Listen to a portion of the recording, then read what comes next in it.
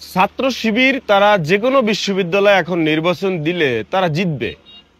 তাতে আপনি নির্বাচন বয়কট করেন আর নির্বাচন থেকে উঠে যান অথবা নির্বাচনে না যান, যেটাই করেন না কেন, ছাত্র শিবির এখন বাংলাদেশের ডাকসুতো হয়ে গেল। আপনি রাজশাহীতে তো কনফার্ম, চট্টগ্রাম বলেন, খুলনা বলেন, ময়মনসিংহ বলেন, নেত্রকোনা বলেন, যত বাংলাদেশে বিশ্ববিদ্যালয় আছে, কলেজে পড়ে আসবো, এখানে আপনি নির্বাচন দিলেই ছাত্র শিবির জিতে যাবে। কারণ ছাত্র শিবির সেই কাজটা, সেই প্যাটার্নটা, সেই জায়গাটা অলরেডি ধরে ফেলছে। ডাকসু নির্বাচনের যে ইফেক্ট, এটা কিন্তু জাতীয় নির্বাচনে কিন্তু পড়ে গেছে। মানুষ কিন্তু এখন চায়ের আড্ডায়, গ্রামে গঞ্জে, এখানে সেখানে কিন্তু কথা বলে যে ডাকসুর যেই ফলাফল, এই ফলটাই কিন্তু জাতীয় নির্বাচনে হবে। এবার আসেন পয়েন্টে, তাহলে আসলে বিএনপির কি হবে? বিএনপিও আমার, ছাত্র শিবিরও আমার, জামাতও আমার, বিএনপিও আমার। এখন আমার মানে আমি বাংলাদেশি, এটা বাংলাদেশের দল। আমি যেটা বলতে চাই যে আসলে দিন শেষে বাংলাদেশটা নিয়ে কেউ চিন্তা করে না, যে যার আখের গোছানে ব্যস্ত। তো পয়েন্টে আসেন, একদম কাট মারামার কথা বলে দেই। যেটা আমার কাছে ব্যক্তিগতভাবে মনে হয় যে ছাত্র দলের নির্বাচনে আসা উচিত। নির্বাচনে আসলে কোনো ধরনের দাঙ্গা হাঙ্গামা ছাড়া, কোনো ধরনের মনে করেন যে উগ্রতা ছাড়া, তারা যদি হতে পারে ওকে, না হতে পারলে আস্তে করে ওকে বাদ।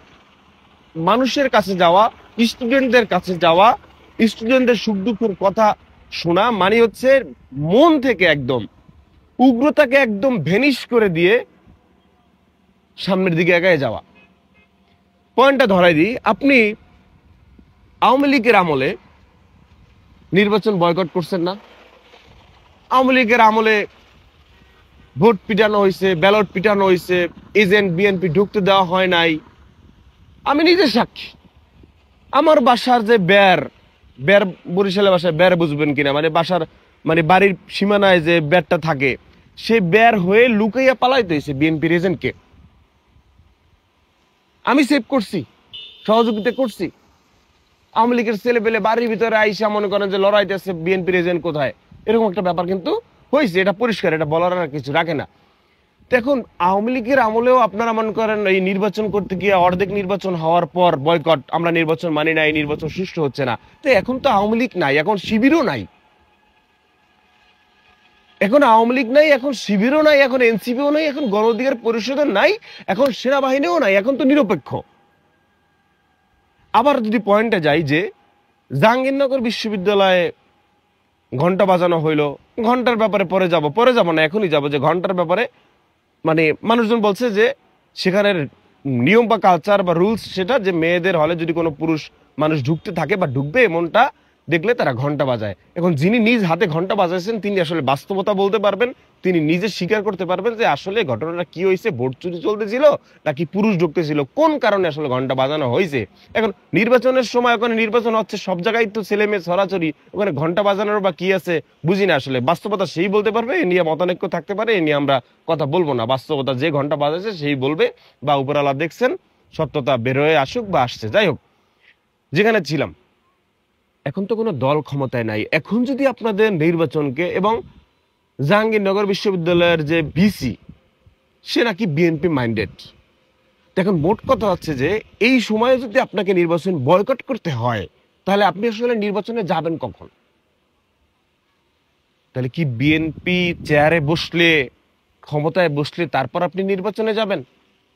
এই সমস্ত ডাকসু নির্বাচনে তখন তো আর নির্বাচন লাগবেই না। আমার মাথার উপরে যদি হেডাম থাকে, তাহলে আমি তো নির্বাচন যাইয়ে বা কি করবো? আজান দিচ্ছে, শেষ করে দেই। মোট কথা বলতে চাই যে এখন তো কোনো দল ক্ষমতায় নাই। এখন নির্বাচনের মাঝখানে গিয়ে যদি এখনো বয়কট করতে হয়, তাহলে আসলে কখন যাবেন? নির্বাচনে আসেন, হারেন, হারতে হারতে জিতে যাবেন। মানুষের হৃদয়ে জায়গা করে নেন, মানুষের হয়ে কাজ করেন, ভিতর থেকে উগ্রতা পরিহার করেন। ওই জামাত শিবির রাজাকার, জামাত শিবির পাকিস্তান, জামাত শিবির একটা শিবির দর, এই সমস্ত স্লোগানে কিন্তু আপনাদের লস হয়েছে। আপনাদের যে উগ্রতা, আপনাদের যে গ্রামগঞ্জের যে হ্যাডাম, এগুলোতে কিন্তু আপনাদের দলের লস হয়েছে। দলের লস তো আরো রেজাল্ট পাবেন পরে। এখন যারা ডাকসু, এখন যারা বিশ্ববিদ্যালয় পর্যায়ে যারা ছাত্র প্রতিনিধি যে নির্বাচন করছে, তারা কিন্তু ভরা ডুবিতে তলায় যাচ্ছে, ডুবতেছে, এটা কিন্তু আপনাদের কর্মকাণ্ডের জন্য। সুতরাং ভয় পাওয়ার কিছু নাই, হতাশ হওয়ার কিছু নাই। ভিতর থেকে উগ্রতা পরিহার করেন। সেটা পরিহার কিভাবে করবেন সেই দায়িত্ব, সেই হচ্ছে পদক্ষেপ নিজেদের ভিতরে নেন। ভালো হন, ভালো কাজ করেন, জনগণের সাথে মিশে যান। স্টুডেন্টদের ভিতর থেকে ওই ভয়টা দূর করেন যে আমরা ছাত্রলীগ না, আমরা তোমাদের নিরাপত্তা দেব, আমরা তোমাদের ভাই, তোমাদের লেভেল আমাদের লেভেল এক, আমরা কাঁধে কাঁধ মিলিয়ে আমার ক্যাম্পাসকে, আমার দেশকে, আমার রাষ্ট্রকে বিশ্বের দরবারে ফুটিয়ে তুলতে চাই। আমরা তোমাদের মানে প্রতিপক্ষ না, আমরা এক মানুষ, আমরা দেশটাকে নিয়ে ভাবতে চাই। নতুবা কিন্তু বাস খাইছেন, বাস খাইতে থাকবেন। রকটাকে সাবধানে রাখেন, রক আমাদের সবাই সাবধানে রাখা উচিত।